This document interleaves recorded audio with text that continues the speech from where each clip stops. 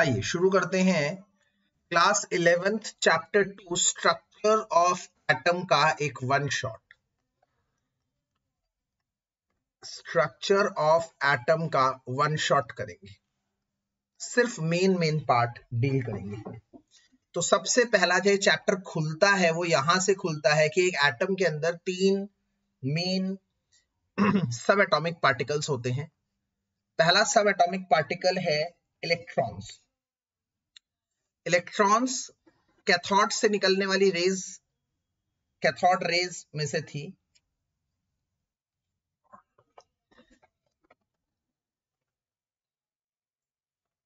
Electrons की बात करूं तो इसकी खोज का श्रेय बहुत सारे मिक्स साइंटिस्टों को जाता है, जिसमें जे थॉमसन एक अहम किरदार थे, क्रूक साहब थे, स्टोनी साहब थे। आपको इसका चार्ज ध्यान रखना है और इसका मास ध्यान रखना है। दूसरा सब एटॉमिक पार्टिकल है प्रोटॉन, जो एनोड रेज उर्फ कैनाल रेज से डिस्कवर किया गया था, जिसको गोल्डस्टीन का एक बहुत अहम रोल था उसकी डिस्कवरी के लिए। इसमें भी चार्ज उतना ही है, बस वो चार्ज नेगेटिव की जगह पॉजिटिव है और ये हैवी होता है थोड़ा इलेक्ट्रॉन से। 1.6 इंटू 10 की पावर -27 kg, लगभग 1000 किलो का फर्क है। तब भी इतने हल्के होते हैं सभी कि इसका 1000 किलो भारी होना भी कुछ भारी नहीं होता। Actually these are very small particles. और अगले होते हैं न्यूट्रॉन्स। इसके खोज का श्रेय किसको जाता है? चैडविक साहब को जाता है। इसमें चार्ज अपितु 0 है, कोई चार्ज नहीं है, और इसके अंदर मास उतना ही है जितना एक प्रोटॉन का मास होता है। ये है सबसे पहले सब एटॉमिक पार्टिकल्स। ये तीनों ही सब एटॉमिक पार्टिकल्स कहलाते हैं। चैप्टर यहीं से खुलता है। सब एटॉमिक मतलब एटम के अंदर रहने वाले। डाल्टन साहब ने कहा था कि एटम सबसे छोटा पार्टिकल है, उससे छोटी कोई चीज नहीं होती। तो फिर साइंटिस्टों ने कहा नहीं, एटम के अंदर भी छोटी छोटी चीजें होती हैं, इलेक्ट्रॉन होता है, प्रोटॉन होता है, न्यूट्रॉन होता है, और उसको सब एटॉमिक पार्टिकल कहते हैं। हालांकि आज के दिन में इलेक्ट्रॉन, प्रोटॉन, न्यूट्रॉन के अलावा क्वार्क्स, मिजॉन, एंटीमैटर, ऐसे काफी अलग अलग तरह के भी सब एटॉमिक पार्टिकल खोजे जा चुके हैं, बट वो आप लोगों को अभी नहीं करना। इसके बाद आते हैं अगले टॉपिक पर। तो अगले टॉपिक पर साइंटिस्टों ने बताया कि ये दोनों एक साथ होते हैं न्यूक्लियस के अंदर। ये दोनों एक साथ लाई करते हैं न्यूक्लियस के अंदर। इसको न्यूक्लियॉन्स कहते हैं, प्रोटॉन और न्यूट्रॉन दोनों। ठीक है। इसके बाद बात आती है सर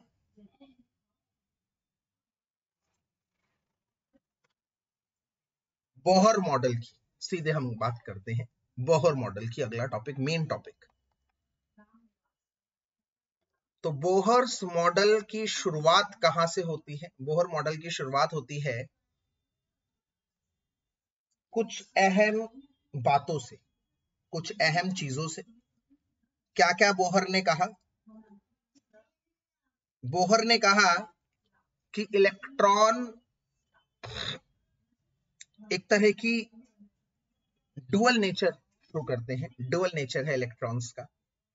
उनसे निकलने वाले इलेक्ट्रोमैग्नेटिक वेव्स का भी डुअल नेचर है, इलेक्ट्रोमैग्नेटिक रेडिएशंस का भी डुअल नेचर है। इलेक्ट्रोमैग्नेटिक वेव की तरह भी काम करती है, इलेक्ट्रोमैग्नेटिक रेडिएशन की तरह भी काम करती है, उन्होंने बताया। हालांकि आपको इसमें से बहुत कुछ अभी नहीं पढ़ना, क्योंकि इसमें से एग्जाम में बहुत कुछ पूछा नहीं जाता। इलेक्ट्रोमैग्नेटिक वेव, इलेक्ट्रोमैग्नेटिक रेडिएशन, इनमें से बहुत कुछ पूछा नहीं जाता।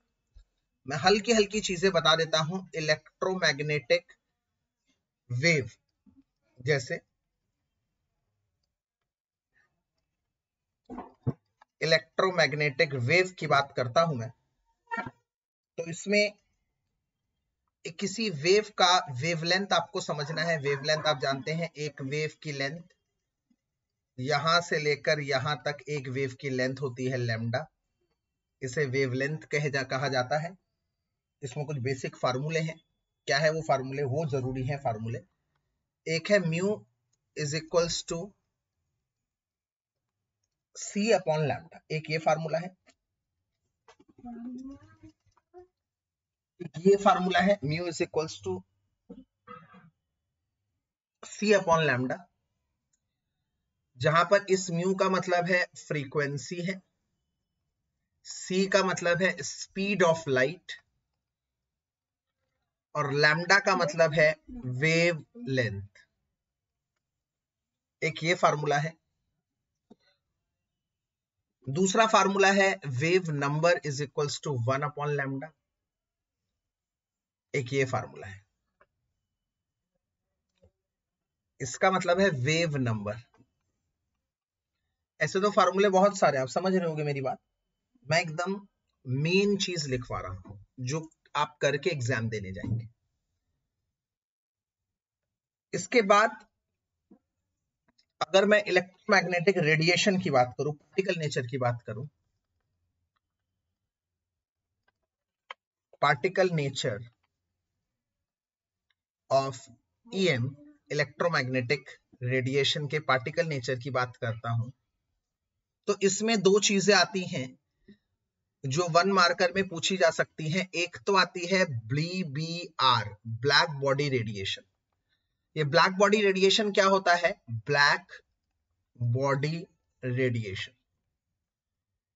तो ये 1 मार्कर में पूछ सकता है, MCQ में पूछ सकता है। वो बॉडी, कौन सी बॉडी को ब्लैक बॉडी कहते हैं? वो बॉडी जो हर तरह की रेडिएशन को एब्जॉर्ब कर सके, एमिट कर सके, उसे ब्लैक बॉडी कहते हैं।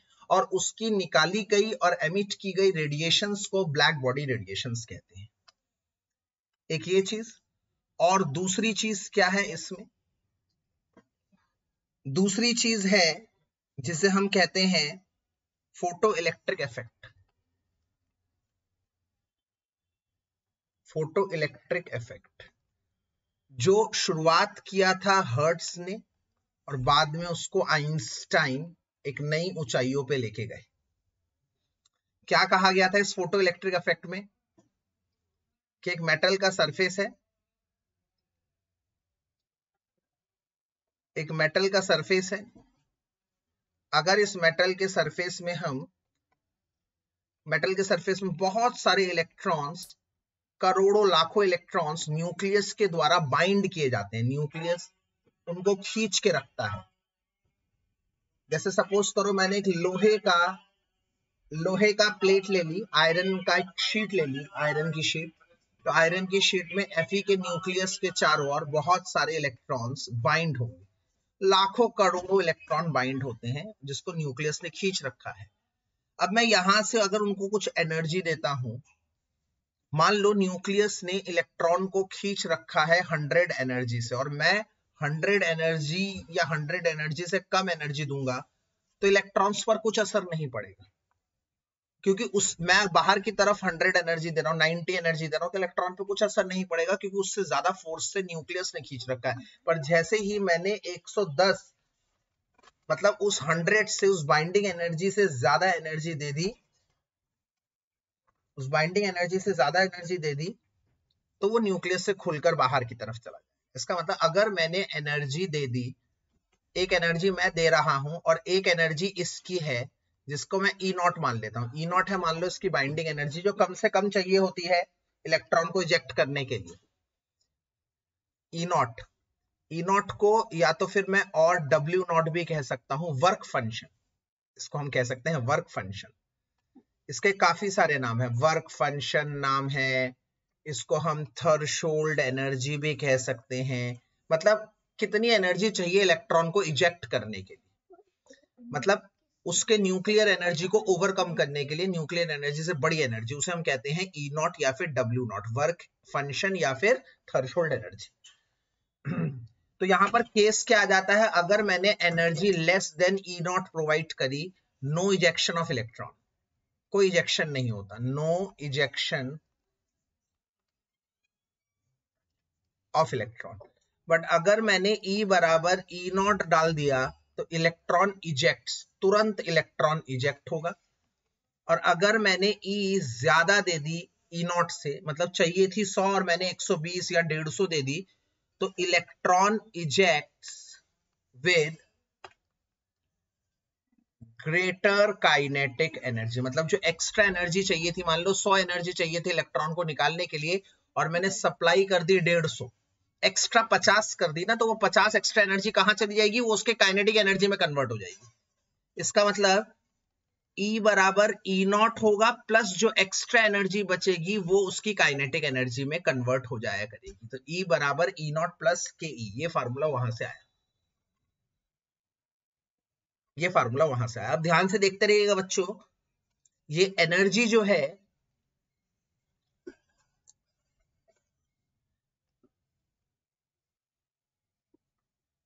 ये जो एनर्जी है ये डायरेक्टली प्रोपोर्शनल होता है फ्रीक्वेंसी के। ये एक नया कॉन्सेप्ट इसी में मैं मर्ज करवा रहा हूं, ध्यान से रखना। इसे हम अलग से क्वांटाइजेशन ऑफ एनर्जी के नाम से जानते हैं, क्वांटाइजेशन ऑफ एनर्जी के नाम से ये जाना जाता है, या फिर प्लैंक्स क्वांटम थियरी के नाम से भी जाना जाता है, कि कोई भी बॉडी जब एनर्जी निकालती है तो कभी वो कॉन्टिन्यूसली नहीं निकालती, डिसकॉन्टिन्यूसली निकालती है, और वो छोटे छोटे पैकेट्स में निकालती है, और छोटे छोटे पैकेट्स को हम फोटोन कहते हैं। उन फोटोन की एनर्जी डायरेक्टली प्रोपोर्शनल होती है उसकी फ्रीक्वेंसी।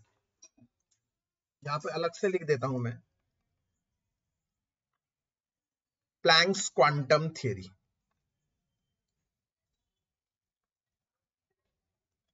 प्लैंक्स क्वांटम थियरी, ध्यान से सुनिएगा मैं क्या कह रहा हूं। प्लैंक्स क्वांटम थियरी के अनुसार कोई भी बॉडी जब एनर्जी रेडिएट करता है या एब्जॉर्ब करता है, आइदर द रेडिएशन, या तो मैं एनर्जी, सपोज करो मैं हूं एनर्जी निकाल रहा हूं या एब्जॉर्ब कर रहा हूं, जैसे सन है, सन लगातार एनर्जी निकाल रहा है, तो सन एनर्जी लगातार निकाल रहा है और मैं धूप में खड़ा हो जाता हूं, मैं धूप में खड़ा हो जाऊंगा तो मैं एनर्जी लगातार एब्जॉर्ब कर रहा हूं। तो जो एनर्जी निकाल रहा है या जो एनर्जी एब्जॉर्ब कर रहा है ना, वो लगातार निकाल सकता है ना लगातार वो एब्जॉर्ब कर सकता है। ये जो एमिशन है, ये जो एब्जॉर्प्शन है, ये हमेशा छोटे छोटे पैकेट्स में होता है। उस छोटे छोटे पैकेट्स को क्वांटा कहते हैं, क्वांटम कहते हैं, फोटोन कहते हैं।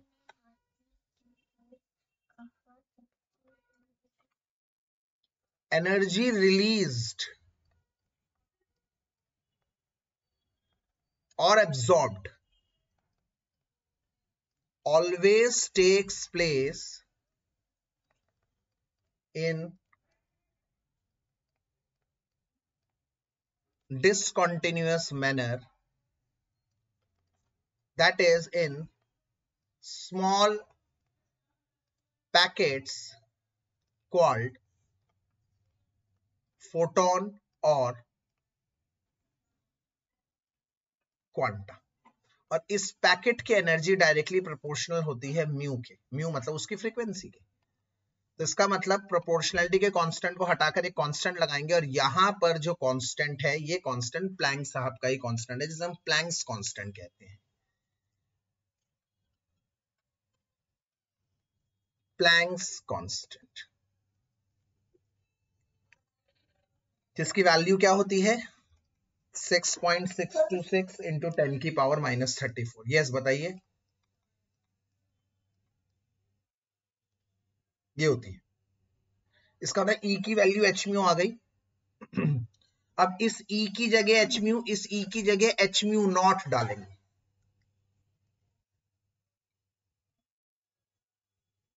तो यही फार्मूला क्या हो जाएगा, h mu is equals to h mu not plus half mv square. इसी फार्मूले का ये मॉडर्न वर्जन है जिसके ऊपर न्यूमेरिकल आते हैं।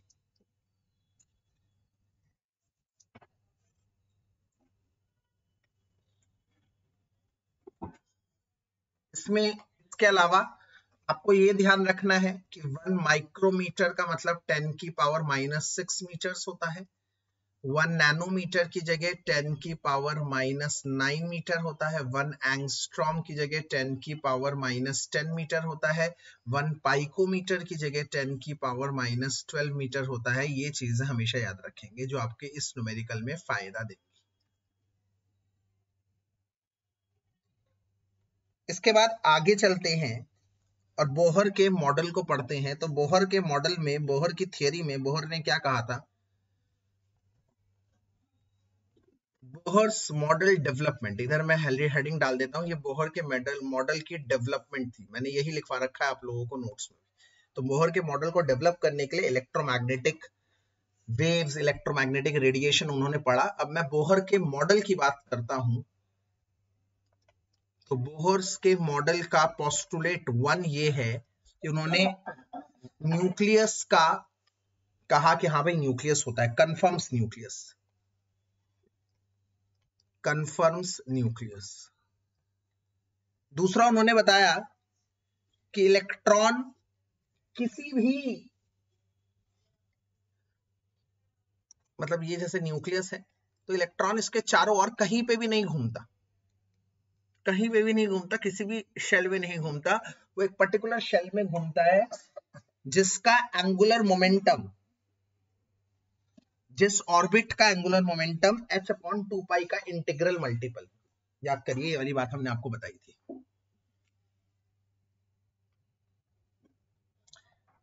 इलेक्ट्रॉन द एंगुलर, या तो शॉर्टकट में लिख दो, the angular momentum of an orbit is integral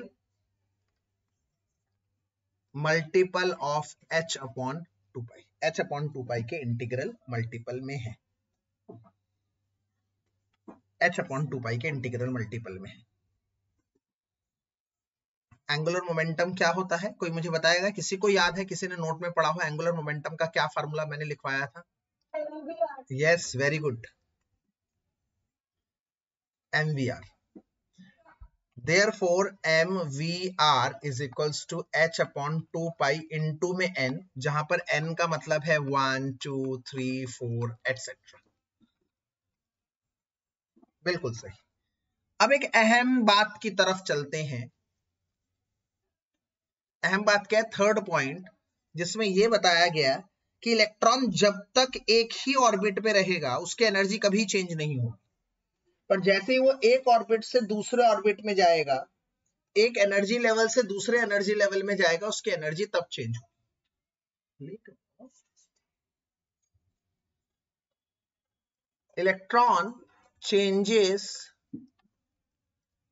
its energy only when it undergoes excitation। excitation का मतलब है जब लोअर एनर्जी ऑर्बिट से हायर एनर्जी ऑर्बिट में जाना होता है, और इसका उल्टा डी एक्साइटेशन जब हायर एनर्जी ऑर्बिट से लोअर एनर्जी ऑर्बिट में जाता है। इसने समझाया सभी को कि देखो भाई, एनर्जी किसी भी ऑर्बिट की फिक्स होती है, और एनर्जी किसी भी ऑर्बिट की, मान लो एन ऑर्बिट की बात कर रहे हो, तो energy of N orbit will be fix value -2.18 into 10⁻⁻18 upon में n स्क्वायर। पर ये किस में होगा? जूल पर एटम में होगा। अगर इसी को तुम मोल, किलोजूल मोल में लिखना चाहते हो तो -1312 n स्क्वायर किलोजूल पर मोल मैंने आपको बता रखा है, याद करिएगा, चेक कर लीजिएगा। इन्होंने कहा रेडियस भी फिक्स होती है। रेडियस भी कितनी फिक्स होती है भाई साहब? 0.0529 n स्क्वायर नैनोमीटर। नैनोमीटर ये भी फिक्स होती है, एनर्जी भी फिक्स है, रेडियस भी फिक्स है। ये सब बताया बोहर के मॉडल ने, पर बोहर के मॉडल में कुछ कमियां थी। बोहर का मॉडल में कमी थी कि बोहर नहीं बता पाए थे मल्टी इलेक्ट्रॉन एटम्स के बारे में। ड्रॉबैक्स में मेन क्या थे? ही couldn't able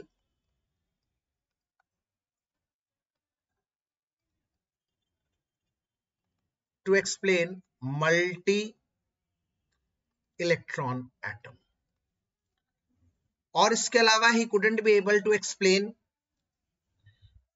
ज़ीमैन इफेक्ट। याद करिए, या फिर स्टार्क इफेक्ट नहीं समझा पाए थे, और ही could not be able to explain the concept of bonding, की बॉन्डिंग क्यों करते हैं लोग, बॉन्डिंग क्यों करते हैं एटम, सॉरी। ये कुछ अहम कमियां थी बोहर के मॉडल में। हालांकि बोहर का मॉडल एक बहुत अच्छी चीज समझा पाया था, हाइड्रोजन का स्पेक्ट्रम, जिसको आगे जाकर बहुत सारे अलग अलग साइंटिस्टों ने तोड़ दिया अलग अलग स्पेक्ट्रम में। और राइडबर्ग, एक साइंटिस्ट थे Rydberg, formula for spectral line, और उन्होंने क्या कहा, सबको जोड़कर एक ऐसा फार्मूला दिया जो सारी स्पेक्ट्रल लाइंस को सबको जोड़ के बनाता है। वो क्या था, उन्होंने बताया, wave number is equals to 1 upon lambda is equals to R H 1 upon में n1 स्क्वायर माइनस 1 अपॉन में n2 स्क्वायर। ये फार्मूला उन्होंने बताया, ये फार्मूला उन्होंने बताया। अब इस फार्मूले में ध्यान से देखिए, काफी सारी चीजें हैं समझने लायक, समझने के लिए काफी सारी चीजें। जैसे सबसे पहले RH का क्या मतलब है, राइडबर्ग कांस्टेंट है RH का मतलब, जिसकी वैल्यू 109677 सेंटीमीटर इनवर्स होती है, या फिर मैं इसको 1.09677 1 2 3 4 5 इंटू 10⁵ सेंटीमीटर इनवर्स भी कह सकता हूं। सेंटीमीटर इनवर्स अपॉन में सेंटीमीटर है, क्योंकि वेवलेंथ 1 अपॉन है ना इधर, तो उसको मीटर में चेंज करने के लिए क्या करूंगा मैं, मीटर में चेंज करने के लिए 100 से डिवाइड, तो 100 से डिवाइड करूंगा तो 100 ऊपर मल्टीप्लाई हो जाएगा, तो 10⁻⁷ इंटू 10⁻⁷ मीटर इनवर्स, इसका ये फार्मूला है। यहां पर n1 की वैल्यू होगी 1। अगर मैं बात करता हूं लाइमन सीरीज की, याद करिए लाइमन सीरीज के लिए n1 की वैल्यू होगी 2।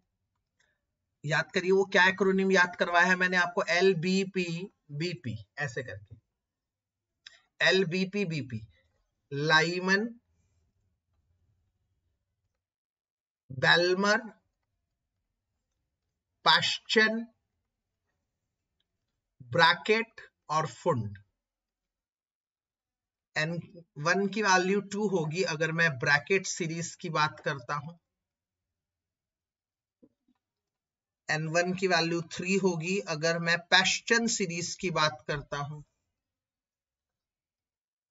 और n1 की वैल्यू 4 होगी अगर मैं ब्रैकेट बैल्मर सॉरी, यहां मैंने गलती से लिख दिया बैल्मर फॉर ब्रैकेट, और n1 की वैल्यू 5 होगी फॉर फुंड सीरीज। ठीक है, इस तरह से ये सारा मामला चला। इसमें बहुत अच्छे अच्छे सवाल आ सकते हैं। कैसे, क्वेश्चन पूछ सकता है कि सबसे छोटी वेवलेंथ कब होगी, तो सबसे छोटी वेवलेंथ जैसे मान लीजिए लाइमन सीरीज की बात हो रही है, तो लाइमन सीरीज के लिए फार्मूला हो गया 1 upon L lambda M, 1 upon में 1 की स्क्वायर माइनस 1 अपॉन में n2 की स्क्वायर। तो सबसे छोटी वेवलेंथ कब होगी, जब इलेक्ट्रॉन फर्स्ट ऑर्बिट से, वेवलेंथ छोटी कब होती है, पीछे देखिए वेवलेंथ छोटी कब होती है, यहां पर देखिए, यहां पर म्यू और लैम्डा का इनवर्स रिलेशन है, mu is equal to C upon lambda, तो यहां मैं एच सी अपॉन लैम्डा भी लिख सकता हूं, बिल्कुल, क्योंकि एनर्जी का फार्मूला क्या बन जाएगा, energy is equal to H C upon lambda बन जाएगा, क्योंकि energy is what, H mu. चलिए इसको मैं उसी उस पे लिख देता हूं, यहाँ पे बड़ी छोटी जगह है, energy is what, H mu, h mu is what, hc upon lambda, तो energy is inversely proportional to lambda, you have to understand this fact। तो मैंने कहा है कि सबसे छोटी वेवलेंथ तब होगी जब एनर्जी मैक्सिमम होगी, और एनर्जी मैक्सिमम कब होगी? एनर्जी मैक्सिमम कब होगी? जब इलेक्ट्रॉन फर्स्ट से इंफिनिटी में जाएगा, इन्फिनिटी।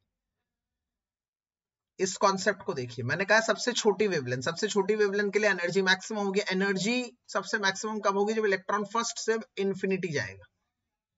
तो n2 की जगह यहां क्या लिखना है? 1/infinity, और 1/infinity 0 हो जाता है। इसका मतलब सीधे RH 1/1 की स्क्वायर रह जाएगी, वो 0 हो जाएगा, तो RH ही होगा, यही होगा सबसे छोटी वेवलेंथ। इस हिसाब से ये काम होता है।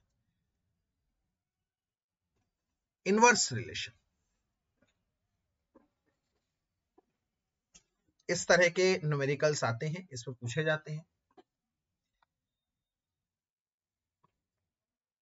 इसके बाद आगे चलते हैं थोड़ा सा और दो मॉडर्न थियरी की तरफ जाते हैं। तो मॉडर्न थियरी के दो पिलर्स हैं, मॉडर्न थियरी के दो पिलर्स हैं। कोई मुझे बताएगा मॉडर्न थियरी ऑफ एटम के दो पिलर्स कौन कौन से हैं? एक डिब्रॉय और एक Heisenberg. Yes, Heisenberg's uncertainty principle, Heisenberg uncertainty principle, ये दोनों हैं मॉडर्न थियरी के स्तंभ, जिन दोनों का इस्तेमाल कर कर एक तीसरे साइंटिस्ट ने क्वांटम मैकेनिक्स बनाई। उस तीसरे साइंटिस्ट का नाम याद है किसी को? अरविन श्रोडिंगर। इन दोनों की मदद से उसने एक अलग चीज बनाई, Arvin Schrodinger.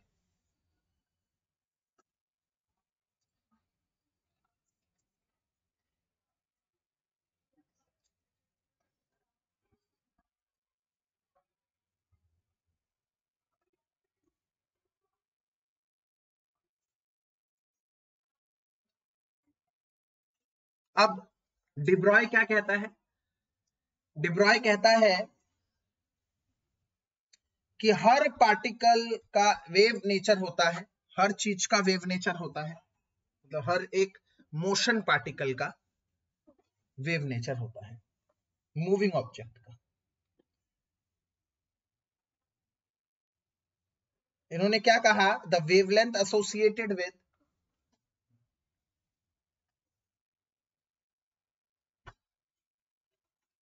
the wavelength associated with moving object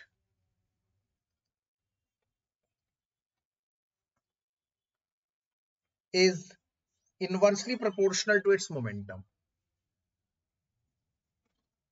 Inversely proportional to its momentum. वो उसके मोमेंटम के इनवर्सली प्रोपोर्शनल होता है। जैसे लैम्डा, उसका wavelength is inversely proportional upon two mv, mv is momentum. और प्रोपोर्शनैलिटी के साइन को हटाकर हमने कांस्टेंट लगाया, क्या? h, मतलब प्लैंक्स कांस्टेंट। तो यहां से ये फार्मूला बना। ये फार्मूला या ये स्टेटमेंट किसके लिए ज्यादा अहमियत रखती थी? इलेक्ट्रॉन के लिए। क्यों? क्योंकि आप देख सकते हैं वेवलेंथ इनवर्सली प्रोपोर्शनल है मास के। इसका मतलब अगर मैं दौड़ने लग जाऊं पार्क में, मान लो मैं पार्क में दौड़ रहा हूं, तो मेरा भी कुछ, मैं मूविंग ऑब्जेक्ट हुआ। मूविंग ऑब्जेक्ट मतलब जो मूव कर रहा है, तो मेरा भी तो कुछ वेवलेंथ हुआ ना, मेरा भी कुछ वेवलेंथ हुआ, बिल्कुल वेव कैरेक्टर हुआ होगा। पर यहां पर ये क्या कहता है कि wave character is inversely proportional to mass है। इसका मतलब जितना ज्यादा मास ज्यादा होगा उतना वेवलेंथ कम होगा। इसका मतलब मेरा जो वेवलेंथ है या वेव कैरेक्टर है वो बहुत ही छोटा होगा, क्योंकि मैं बहुत भारी इंसान हूं, मेरा मास बहुत ज्यादा है। मैं पत्थर को फेंकता हूं, उसका मास बहुत ज्यादा है। फुटबॉल को फेंकता हूं, उनका मास बहुत ज्यादा है, जिसकी वजह से उनका वेव कैरेक्टर बहुत छोटा निकलता है। बट अगर कोई ऐसी चीज मोशन में हो जो बहुत ही छोटी हो, जिसका मास बहुत ही कम हो, तो उसका वेव कैरेक्टर बहुत सिग्निफिकेंट आएगा। जैसे कि हम किसकी बात कर रहे हैं? इलेक्ट्रॉन्स की बात। इलेक्ट्रॉन का मास क्या होता है? बहुत ही छोटा होता है, वो मास मोशन करता है, तो वो भी मूविंग ऑब्जेक्ट है। तो क्योंकि उसका मास बहुत छोटा होता है, तो उसका वेव कैरेक्टर क्या होगा? बहुत ज्यादा। समझ में आई मेरी बात? यस। तो इसका मतलब ये किसके लिए सिग्निफिकेंट है? इलेक्ट्रॉन्स। अब दूसरा पिलर जो है वो क्या कहता है? दूसरा पिलर कहता है कि इलेक्ट्रॉन इतना छोटा होता है कि वो जब मूव करता है किसी पर्टिकुलर पाथ पे मूव नहीं करता। हाइसेनबर्ग कहता है किसी पार्टिकुलर पाथ में मूव नहीं करता, क्योंकि अगर पर्टिकुलर पाथ में मूव कर रहा है तो हाइसेनबर्ग साहब कह रहे हैं कि उसकी पोजीशन और उसकी वेलोसिटी निकाली जा सकती है। बट हाइसेनबर्ग ने जब कोशिश करी तो हाइसेनबर्ग वाज अनसक्सेसफुल। हाइसेनबर्ग साहब नहीं निकाल पाए इलेक्ट्रॉन की पोजीशन और इलेक्ट्रॉन का वेलोसिटी नहीं कैलकुलेट कर पाए एक साथ। तो उन्होंने एक अनुमान लगाया अब कि एक्चुअली इलेक्ट्रॉन एक फिक्स पाथ में नहीं घूमता, इलेक्ट्रॉन एक रीजन में घूमता है। जैसे इधर इलेक्ट्रॉन इधर हो सकता है, इधर हो सकता है, इधर हो सकता है, इधर हो सकता है, इधर एक रीजन में घूमता है, फिक्स पाथ में नहीं घूमता। Electron is actually moving in a region. ये इसके पॉसिबिलिटीज है, ये every dot shows the possibility कि इलेक्ट्रॉन यहां हो सकता है, यहां हो सकता है। It's a region like a donut, you know, it's like a donut.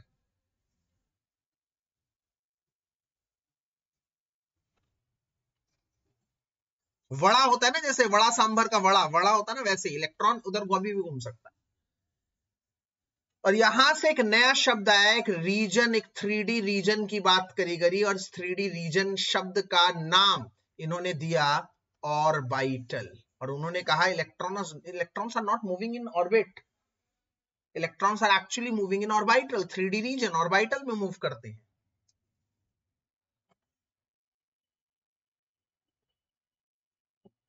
तो यहां से क्या लिख रहा हूं कि it is impossible to calculate, it is impossible, it is not possible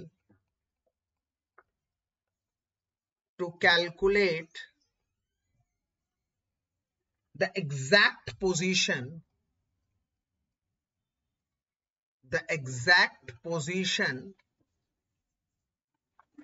and velocity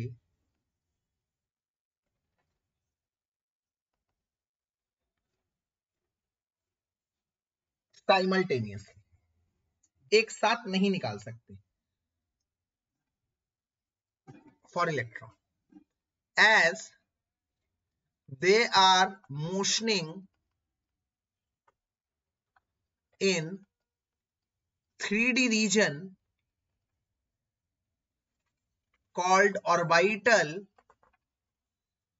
with probability. Probability के साथ घूम रहे हैं। यहां पर एक नया फैक्टर जुड़ गया, प्रोबेबिलिटी। मतलब सपोज करो मैं इलेक्ट्रॉन का इंतजार यहां कर रहा हूं, इलेक्ट्रॉन ऊपर से निकल गया। मतलब मैं इलेक्ट्रॉन का इंतजार यहां कर रहा हूं, इलेक्ट्रॉन मेरे ऊपर से निकल गया, इलेक्ट्रॉन मेरे नीचे से निकल गया। तो एक प्रोबेबिलिटी है कि शायद मैं जहां खड़ा हूं इलेक्ट्रॉन वहीं से निकल जाए, पर शायद ना निकले, तो there is a probability. Electron is motioning with a probability. और जहां पे प्रोबेबिलिटी आ जाती है वहां पे सर्टेनिटी का कोई रोल होता ही नहीं, क्योंकि इलेक्ट्रॉन की पोजीशन और वेलोसिटी तो मैं साइमल्टेनियसली कैलकुलेट कर ही नहीं सकता। ये बात ध्यान रखनी है। तो यहां पर उन्होंने क्या फार्मूला लगाया, उन्होंने कहा डेल्टा V इंटू में delta X is greater than H upon में 4 पाई M।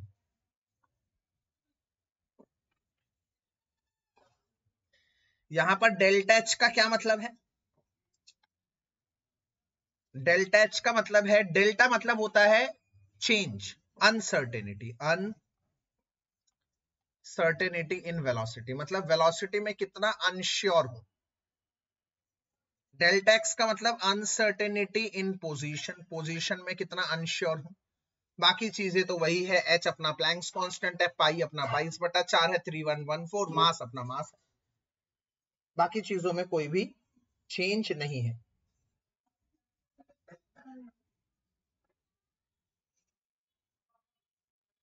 इसके बाद हम लोग आगे बढ़ते हैं और इन दोनों का जोड़कर श्रोडिंगर साहब ने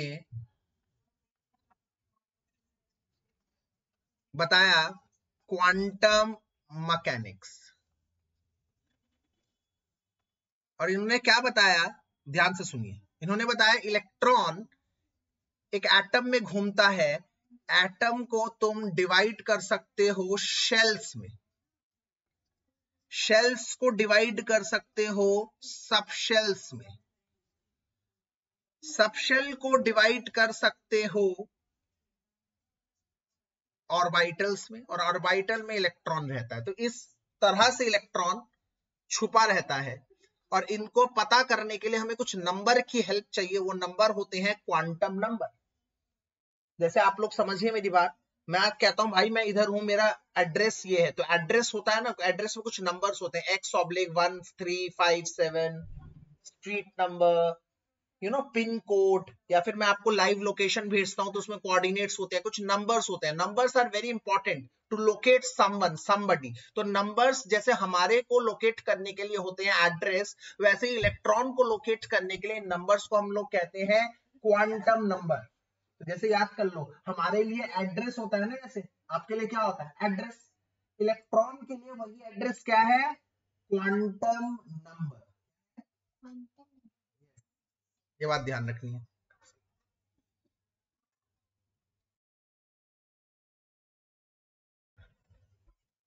देखते हैं किसका पहले होगा।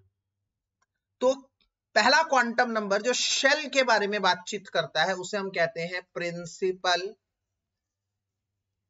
Quantum number. ये देखो प्रिंसिपल वही वाला है, स्कूल वाला प्रिंसिपल। स्पेलिंग क्या होती है स्कूल वाले प्रिंसिपल की, जरा बता दो। PRINCIPAL, ध्यान रखना, मतलब प्रमुख, प्रमुख क्वांटम नंबर। इसको हम N से दिखाते हैं।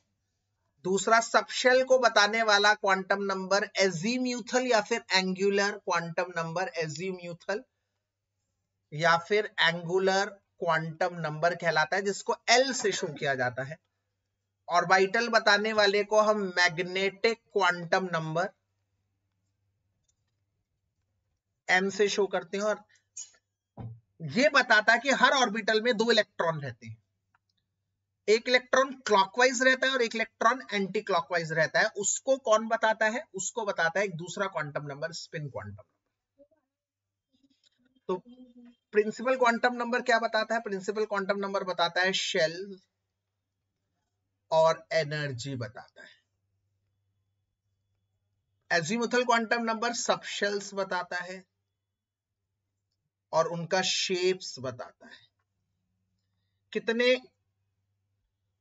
हो सकते हैं n की वैल्यू, क्या क्या हो सकती है, तो n की वैल्यू हो सकती है 1 2 3 4 5 6 7, अब तक खोजे जा चुके हैं। उस हिसाब से शेल्स होगा P K L M N O P Q।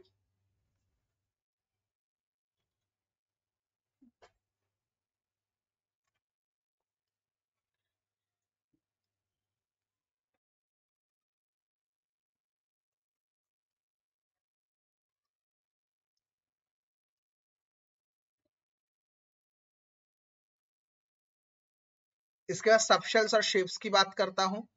L की वैल्यू हो सकती है 0 1 2 3, और सबशेल्स हो सकते हैं S P D F।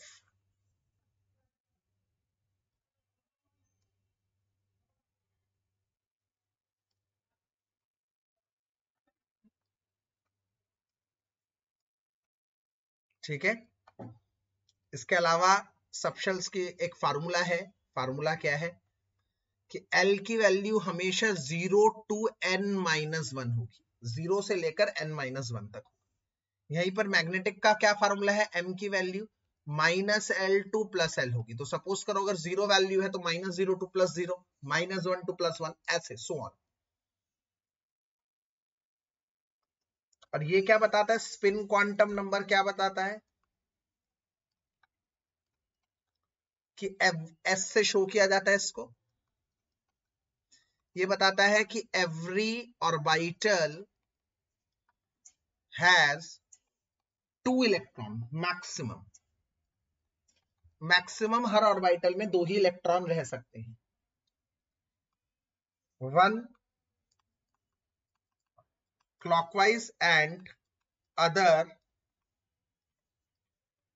Anti clockwise. Clockwise को हाफ से दिखाते हैं, अपर एरो से दिखाया जाता है। एंटी क्लॉकवाइज को माइनस हाफ से दिखाया जाता है और माइनस नीचे वाले डाउनवर्ड एरो से दिखाया जाता है। ये स्लाइड बहुत इंपॉर्टेंट है, बहुत सारी चीजें बता रहा है ये स्लाइड। इसके बाद आगे बढ़ते हैं और एक प्रॉपर डायग्राम से समझाते हैं और क्वांटम नंबर की बातचीत।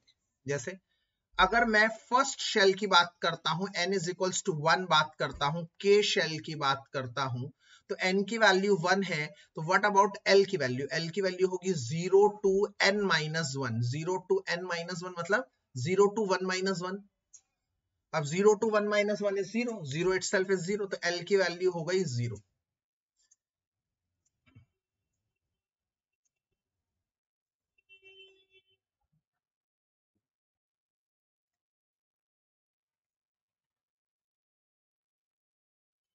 l की वैल्यू हो गई 0।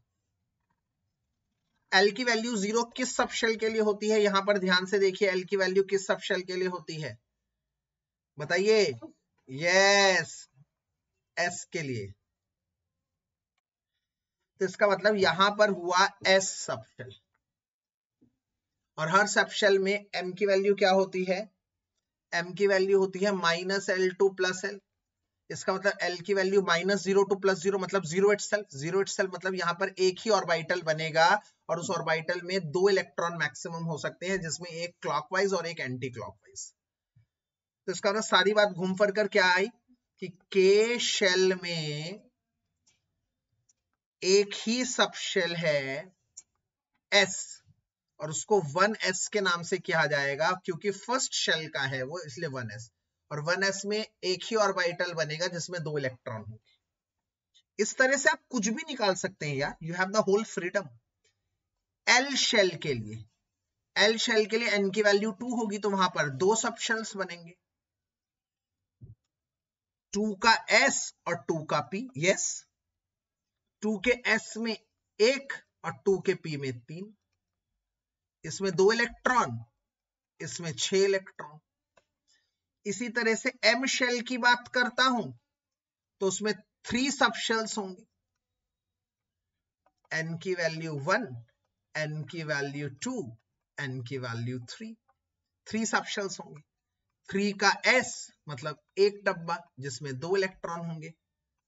3 का p जिसमें 3 ऑर्बिटल होंगे। 3 का d जिसमें 5 ऑर्बिटल होंगे। नंबर ऑफ ऑर्बिटल कैसे डिपेंड करता है? जैसे इसके लिए L की वैल्यू है 2, तो ये हुआ m ऑर्बिटल क्या होगा? m की value minus L2 plus L मतलब माइनस 2 टू प्लस 2,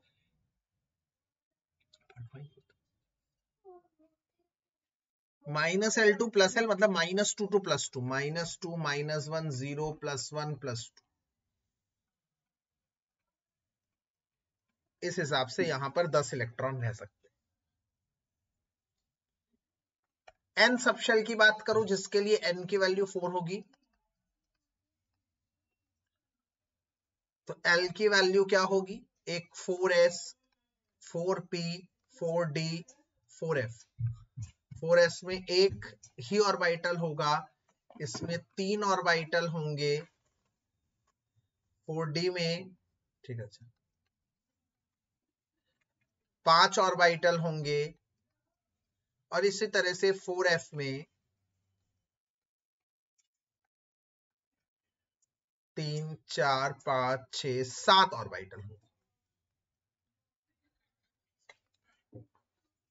इस तरह से ये काम चलता है। इसके अलावा अब कॉन्फ़िगरेशन की तरफ जब मैं जाता हूं, कॉन्फ़िगरेशन की तरफ जब मैं मूव करता हूं, तो सबसे पहले शुरुआत होती है कुछ नियम की, जिसमें पहला नियम आता है ऑफ-बाउ प्रिंसिपल।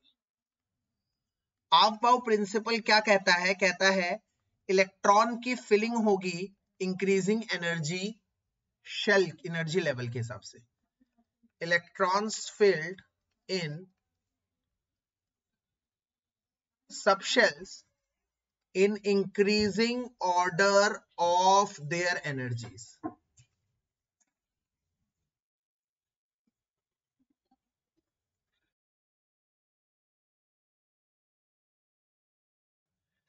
Of their energies. इनका क्या बताएंगे, 1s 2s 2p, याद है ना क्या बताया था मैंने, कौन बताएगा, क्या ट्रेंड बताया था, स्कूल स्कूल पब्लिक स्कूल,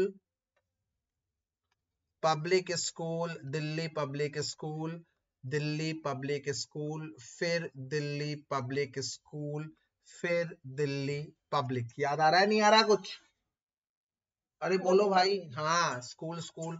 अब सभी में कैसे लगेगा, पहले 1s वाले भर दो, 1s 2s 3s 4s 5s 6s 7s, बस अब पहले p वाले भरो। 1p नहीं होता, अगर आपसे कोई कहे 1 का p क्यों नहीं होता, क्योंकि 1 के लिए n की वैल्यू 1 है और p के लिए l की वैल्यू भी 1 होती है। पीछे देखो l की वैल्यू भी 1 है। ये पॉसिबल नहीं है कि n और l दोनों समान हो, n और l दोनों बराबर नहीं हो सकते, क्योंकि n की वैल्यू हमेशा बड़ी होगी, l की वैल्यू छोटी होगी, इसलिए 1p एग्जिस्ट नहीं करता। 2p से शुरू करते हैं, 2p 3p 4p 5p 6p 7p। फिर एक बात से, d कब से शुरू करें, 2d नहीं हो सकता। 2d क्यों नहीं हो सकता, क्योंकि n की वैल्यू 2 है और l की वैल्यू भी d के लिए 2 होती है, ये वैल्यूज कभी बराबर नहीं हो सकते। 3d 4d 5d, फिर एक छोड़कर f शुरू करो, 4f 5f, इस हिसाब से इलेक्ट्रॉन की फिलिंग होगी, इस हिसाब से इलेक्ट्रॉन की फिलिंग हुआ करेगी। याद रखिए s में ज्यादा से ज्यादा 2 इलेक्ट्रॉन होंगे, हर s में 2 इलेक्ट्रॉन ही मैक्स हो सकते हैं, क्योंकि s सब शेल में 2 ही इलेक्ट्रॉन रहते हैं, ये पीछे हम लोगों ने डिस्कस किया है। s में 2 ही इलेक्ट्रॉन रहते हैं, क्योंकि s में l की वैल्यू 0 होती है, तो m की वैल्यू -0 to +0, -0 से +0 के बीच में सिर्फ एक नंबर होता है 0, तो इसका मतलब सिर्फ एक ऑर्बिटल होता है।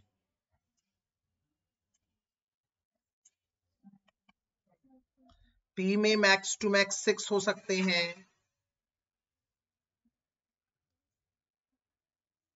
क्यों, क्योंकि p के लिए l की वैल्यू 1 होती है, तो m की वैल्यू होगी -l to +l, तो -1 to +1 -1 0 +1 तीन नंबर होते हैं, तो इसलिए 3 ऑर्बिटल होते हैं।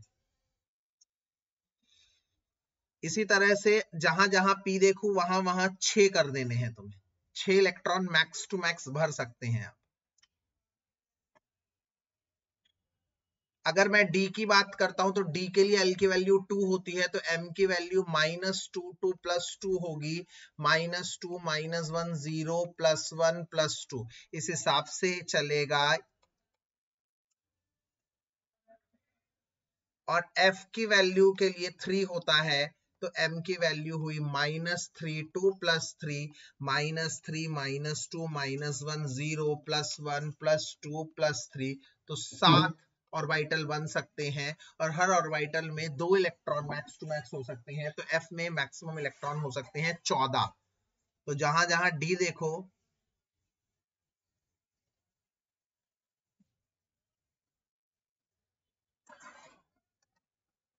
वहां 10 इलेक्ट्रॉन मैक्स रख सकते हो आप, और जहां f देखो वहां आप 14 इलेक्ट्रॉन मैक्सिमम भर सकते हैं, और इस हिसाब से ये सारा कॉन्फ़िगरेशन चलता है। ये एक बहुत अहम नियम है ऑफ बाउ प्रिंसिपल, और एग्जाम में बहुत ज्यादा चांसेस है आने के।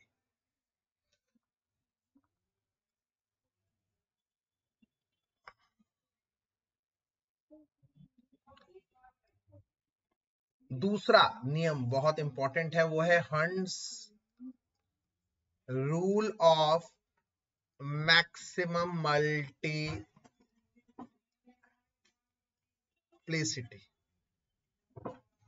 मतलब वो कहता है ज्यादा से ज्यादा एक्सचेंज हो सके। जैसे p ऑर्बिटल में अगर आपको 4 इलेक्ट्रॉन भरने हैं, तो आप 4 इलेक्ट्रॉन ऐसे नहीं भरेंगे, no initial pairing of electron will take place, no initial pairing of electron will take place। Initial शुरुआत में इलेक्ट्रॉन की पेयरिंग नहीं होगी, electron of same spin will enter first. Electron of same spin will enter first मतलब same spin के electron enter करेंगे, same spin के electron enter करेंगे.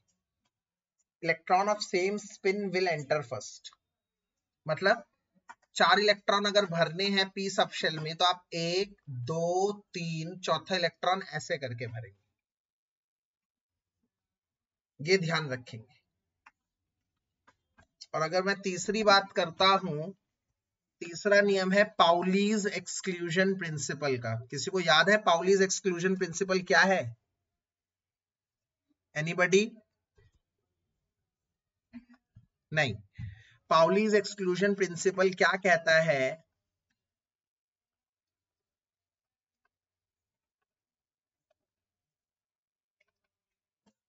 क्या कहता है पाउलीज एक्सक्लूजन प्रिंसिपल?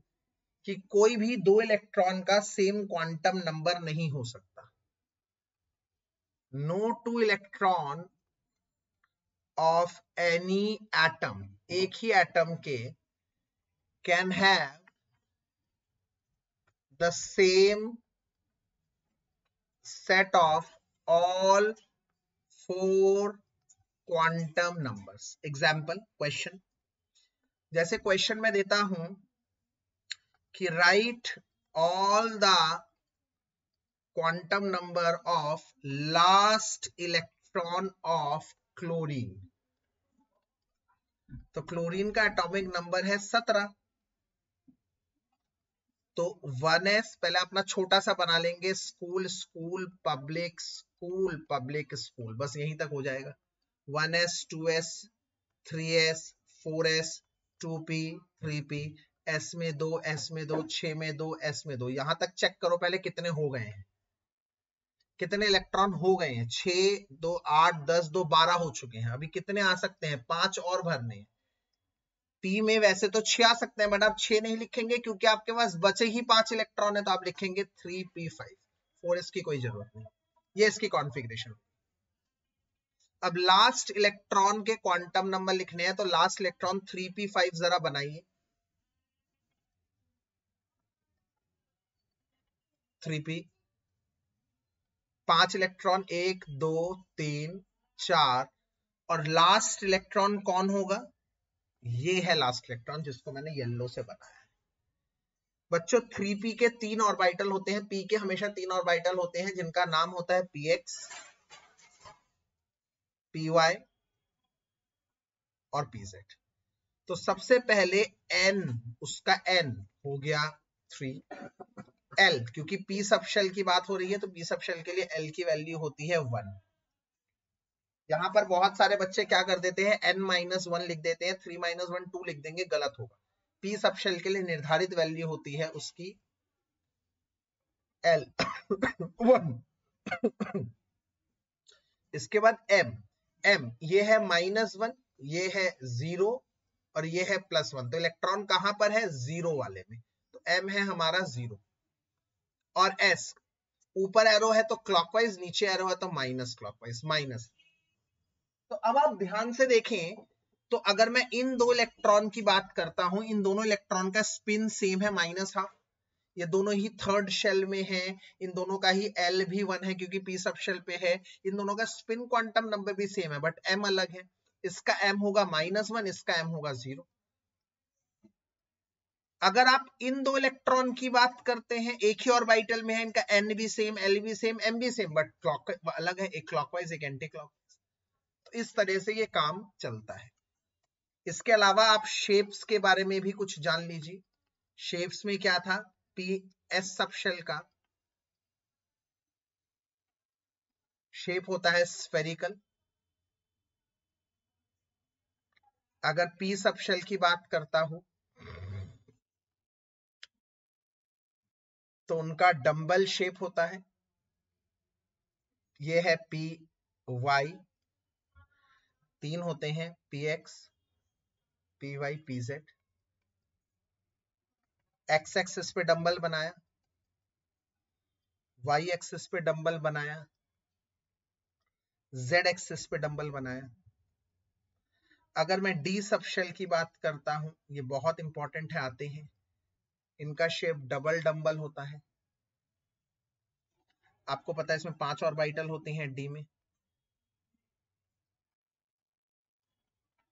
एक D X Y, D Y Z, D X Z. अगर मैं इन तीनों के स्ट्रक्चर बनाऊं,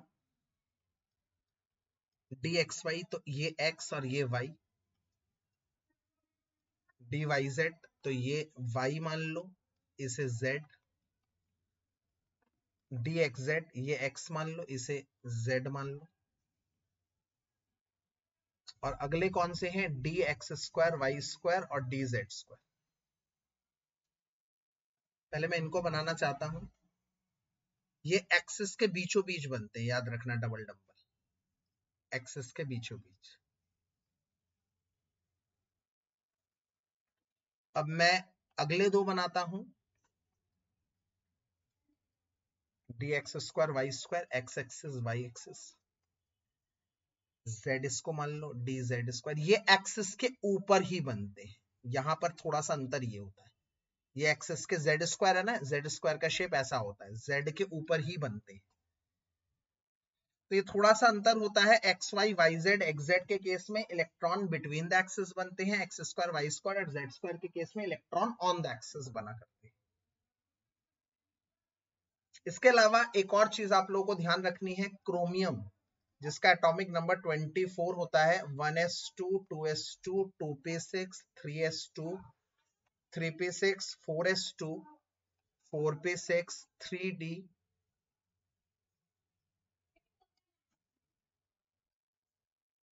3d5 4, ये बनना चाहिए। कैसे, यहां तक 20 है तो डी में 10 हो सकते हैं, हमें 4 भरने थे, 24 है तो हमने यहां कर दिए 3d4। यहां पे एक एक्सेप्शन होता है बच्चों, याद करो, डी में ये है 4 इलेक्ट्रॉन। अब डी एक बड़ा शेल है, बड़ा शेल में ना हाफ शेल, हाफ फिल्ड और फुल फिल्ड, इनकी स्टेबिलिटी बहुत मायने रखती है। हाफ फिल्ड और फुल फिल्ड की स्टेबिलिटी बहुत मायने रखती है। हाफ फील्ड और फुल फील्ड की स्टेबिलिटी बहुत मायने रखती है। तो ये देख रही है, हाफ फील्ड का मतलब जब सब में एक एक electron, it is just 1 electron far, तो यहां से एक इलेक्ट्रॉन उधार ले लेगा और असली कॉन्फ़िगरेशन इसकी 4s1 3d5 होती है in order to become half filled stable. ये क्रोमियम की कॉन्फ़िगरेशन में बदलाव आता है। इसी तरह से क्रोमियम, अगर मैं बात करता हूं कॉपर की, तो कॉपर का एटॉमिक नंबर 29 होता है, तो वहां पर भी 1s2 2s2 2p6 3s2 3p6 4s2, यहां तक तो होते हैं 20। और अगर मैं नॉर्मल बात करूं तो 3d9 होना चाहिए, 4s2 और 3d में 9, 9 मतलब 1 2 3 4 5 6 7 8 9। Still it is 1 electron far from fulfilled stability. ये हुआ half filled stable. In this case, it is just 1 electron far from its fulfilled stability. तो यहां से एक इलेक्ट्रॉन यहां आ जाएगा and it will become 4s1 3d10.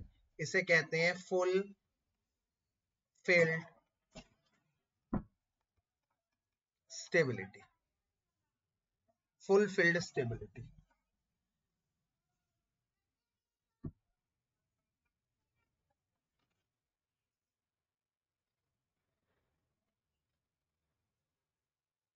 Fulfilled stability. तो ये नहीं होगा, ये होगा कॉन्फ़िगरेशन, ये कॉन्फ़िगरेशन होगा half filled stability, full field stability. और इसी के साथ चैप्टर 2 होता है फिनिश। मैंने जैसे कहा था चैप्टर 2, अब आप